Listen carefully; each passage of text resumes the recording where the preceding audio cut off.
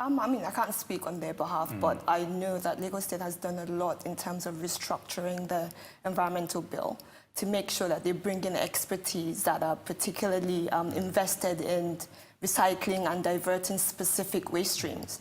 So VISIONSCAPE, it's doing residential and general waste collection, now mainly focusing on infrastructure and facility. But I also know that they're working with a team that's doing marine waste collection as well. So we would be doing the back end in terms of recovering the plastics and other types of waste and then converting them. In view of this, do you think plastic bags should be banned in Lagos? We've seen, you know, an escalation of the use of plastics. It's been from bottles to several packs and everything, and they're clogging up the drains, the waterways. So what do you make of that? I think yes and no. I think short term, no.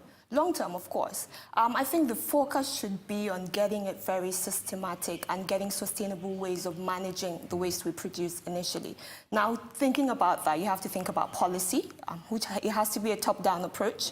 The government has to take certain steps in terms of enforcing some sort of extended producer responsibility that mandates plastic manufacturers and food and beverage drinks producers to be able to recover back the products that they push out that pollute the environment. Yes. Also making sure that we educate the communities on their consumption patterns and waste generation patterns. So once people are aware that the waste that they produce is polluting the environment, also you can now start sensitizing them on how to segregate plastic from organic, and then that now comes to companies like VISIONSCAPE that have streamlined the collection processes to make sure that they collect recyclables and convert them in the long term. Talking about collection of recyclable plastics, how many times, I'm sure a lot of people don't know this, can you actually recycle plastic to make it more user-friendly and reusable?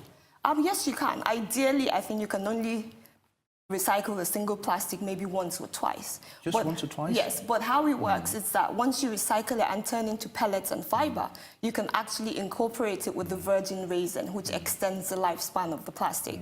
So we recover plastic, we wash it, steam wash it, bale it, send it off to probably a sister company that recycles. They pelletize it and then incorporate it with new virgin resin. So what happens in that process, it's that 70% of probably the production line would be recycled plastics and then 30% will be virgin resin, just to be able to extend the lifespan of the plastic.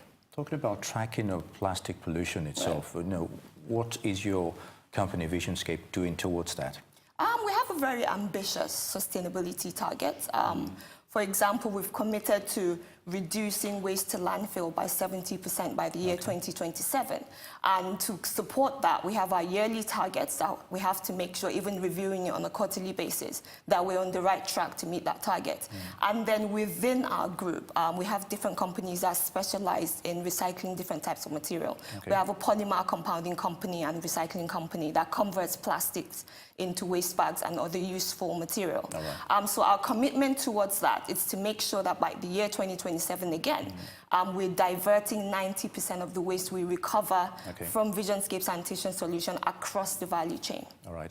Very good, Maimuna. Now, earlier on, when we listened to the respondent there, you talked about engaging people, Nigerians themselves. They're the producers of this waste, for crying out loud. Now, you know, what ways can you prefer solutions in terms of Nigerians reducing, you know, the extent at which they pollute the environment with plastics? I think waste management is a very grassroots industry, even though you need policy to drive certain behavioral changes and certain processes. But you cannot do it without the support of the communities and the people producing the waste. Exactly. As a company, what we started doing when we first came into Lagos, we did a feasibility study, a baseline survey, going out to the communities, talking to them about their consumption and waste generation patterns, and also even going further to try and inquire what their current waste collection processes are and how they would want us to kind of step it up and streamline it properly so we service them better. So with that, we have a very robust community engagement strategy that goes out to communities, talking to them about waste management, also sensitizing them on the different types of waste that are peculiar to their communities. High-income areas generate different types of waste, and low-income areas different types of waste. So you need to know that, like, one cap doesn't fit all. So you have to speak the language as you go along, basically. Unfortunately, we've seen a scenario. Then we've seen your efforts as well, but Right. you can't help but observe that Lagos is still not as clean as you would want it to be. Right. What is the problem? I think there was just a service gap initially, the transition between VISIONSCAPE and the contractors. Okay. But what we've started seeing in the past 2-3 weeks is that there has been an industrial symbiosis, which is one of the focal points of our sustainability policy. All right. Coming into a market doesn't mean we're displacing the local recyclers or the waste Yes, collectors. that's true.